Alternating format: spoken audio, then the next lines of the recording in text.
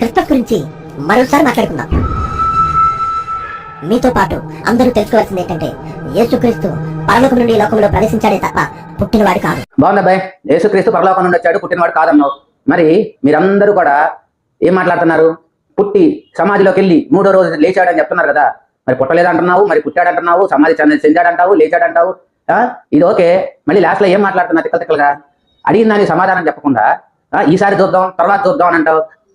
ఇప్పుడు December 25th Christmas ఎందుకు చేసుకుంటున్నారని అడిగితే తర్వాత చూద్దాం అన్నావు. స్టార్టింగ్ లోనేమో యేసు జన్మం గురించి అడిగితే తర్వాత చూద్దాం అన్నావు. కానీ అసలు సంబంధం లేనటువంటి రాముని తీసుకొచ్చి మాత్రం మధ్యలో కూర్చోబెట్టావు. ఏం చెప్పాలనుకుంటున్నావు, ఏం చేయాలనుకుంటున్నావు?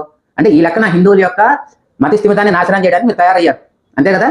కనుక హిందూ బంధువులారా, ఇలాంటి దిక్కుమాలిన సంత నుండి జాగ్రత్తగా ఉండండి. వీళ్ళని ఎట్టి పరిస్థితుల్లో కరపత్రాలు తీసుకుని ఇళ్ళ దగ్గరికి వచ్చినప్పుడు ప్రశ్నించండి, అడ్డుకోవద్దు, వాళ్ళని ఏమి దూషించవద్దు, ప్రశ్నించండి. యేసుని ఎందుకు నమ్ముకోవాలని అడగండి, యేసు మా కోసం ఎందుకు చచ్చిపోయాడో అడగండి, అసలు యేసుకి మనకున్న సంబంధం ఏంటో అడగండి, అంతే తప్ప వాళ్ళని